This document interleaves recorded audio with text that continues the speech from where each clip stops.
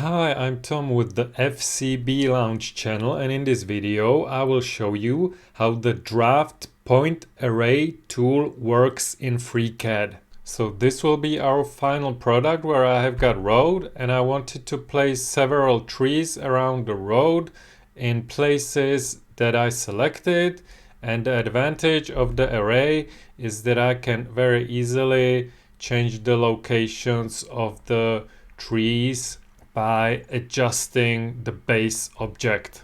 So let's get started, and let me close this file, and I've got this file prepared where I have got this road object and one tree object, and I want to create an array of this tree in points that I select.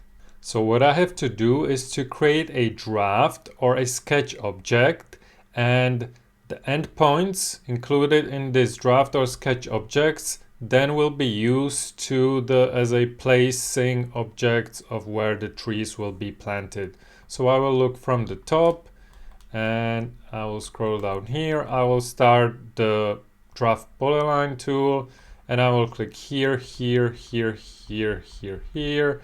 Now I'm selecting them by random, of course. In some cases you would want to have these points precisely located, but this is fine for me.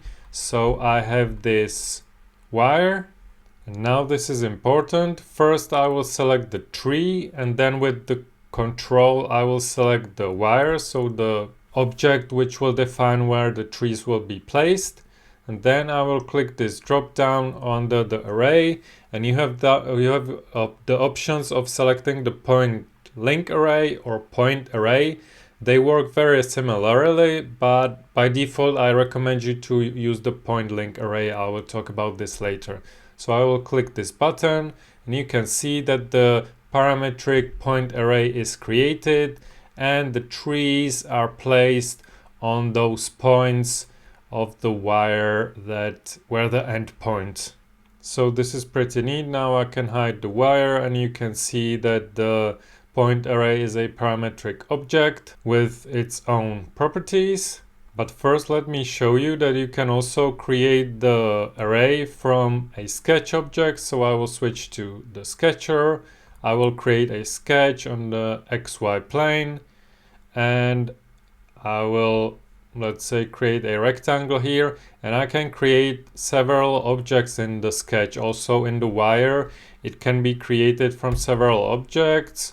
So in all of these points trees will be planted. So now I will close. I've got my sketch here, and I can use the original tree object. So again I will select the tree first, then with Control Sketch. Now I have to switch back to Draft Workbench, and I will use the point link array again, and you can see that the trees were planted where the endpoints of sketch were placed. And again, if I edit the sketch and I would, let's say, move this tree here, it adjusts according to how the sketch is changed. Okay, now let me show you the difference between point array and point link array.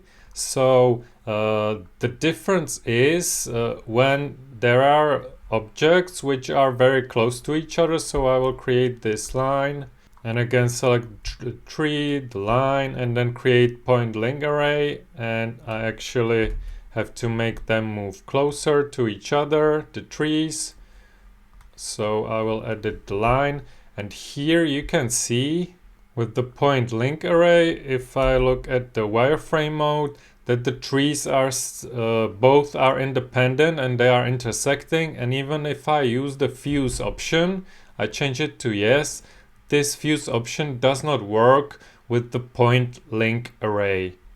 But now let me actually delete the array, and so I've got the baseline again, and I will create a point array without the links, so just the point array, and by default it looks the same. But if I actually select it and use the fuse option, check that to yes, the overlapping volumes are fused, so basically one object is created. So this is the only difference as far as I know between the point array and point link array. Now I would recommend you, if you know that you are not using this fuse option, I would recommend you to use the point link array, because this one is not as resource heavy as the point array. Now let's take a look at some of the properties of the array, and I will look at this original array, and here we have got the properties. So we have got the count here, which we cannot change. This is just informative. What we can change, I will actually enable to view the wire object, the extra placement. If we change the position of the original, this extra placement, so in the x-axis, if I change it to, let's say, 2, so each tree will be placed 2 meters from the point on the wire in the x-axis. If I want to also move it in the y-axis, let's say -5, so you can offset these objects from the original point. And you can also change the rotation. If I change the x angle by 90 degrees, the tree rotates around its axis, the z-axis by default. But if I change the basically rotation axis from z to y, so I will change the y to 1 and z to 0, you can see that, and I will 0 these, you can see that the trees are rotated around the y-axis. So I could also rotate them this way. So you can do this.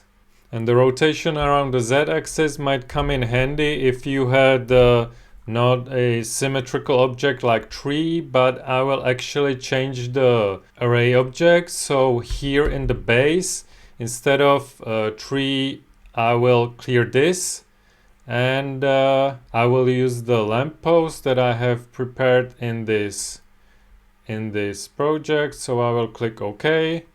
And I'm not sure why the tree is still there, but never mind that. You can see that the lamppost has a Z orientation. So if I change the angle to 90 degrees, the lamppost is rotated, or 180, the lamppost is rotated again.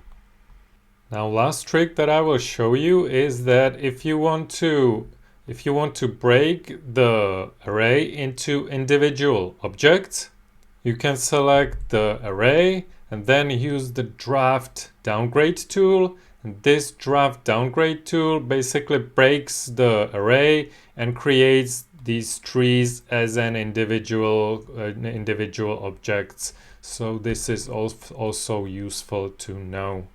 And this is all that you need to know about the point array in the Draft Workbench in FreeCAD. If you like tutorials like this one, consider supporting the FCB Lounge channel by donating through the Ko-Fi page. The link is in the description box below. I hope this was helpful, and I will see you in the next one.